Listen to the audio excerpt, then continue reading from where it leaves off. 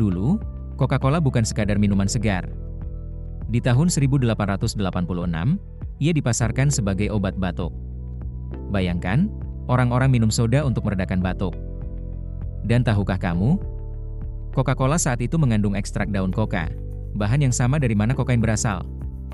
Jadi, bisa dibilang, batukmu bisa hilang, tapi mungkin juga kamu jadi lebih ceria.